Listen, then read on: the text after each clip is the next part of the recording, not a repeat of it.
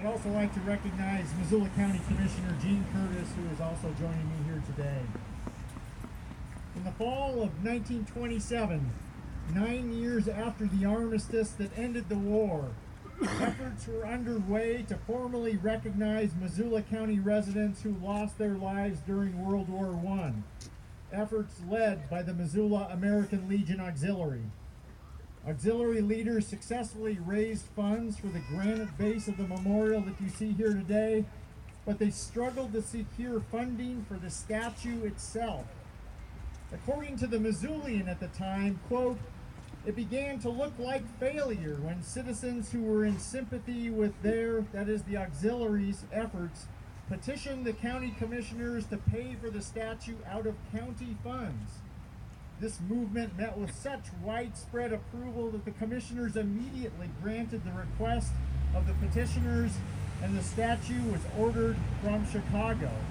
Apparently they didn't need to go through a budget amendment process at the time. So it's only fitting that 100 years after the armistice was signed, we're here today in the presence of a restored and refurbished memorial that is the capstone of our multi-year courthouse renovation. As it was in 1927, today's Doughboy embodies partnerships. A big thank you to everyone who played a role in the Doughboy's restoration, with a special thanks to the American Legion, the Western Montana Military Officers Association, the World War I Centennial Commission and Pritzker Military Museum and Library, 100 Cities, 100 Memorials Matching Grant Program, Jackson Construction, A&E Architects, Logan Historic Preservation, CSS Concrete, my colleagues in Missoula County government, and Missoula County taxpayers.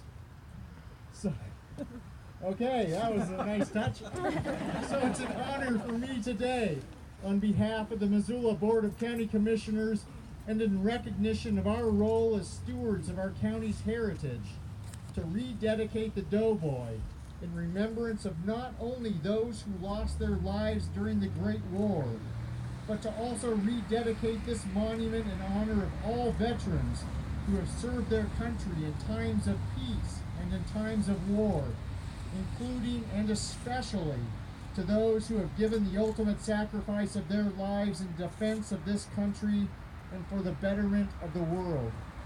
May this memorial and monument be a gift of remembrance for future generations and a sacrament of hope, acknowledging that through sacrifice, commitment, service, and struggle, we strive to attain our ultimate goal, peace.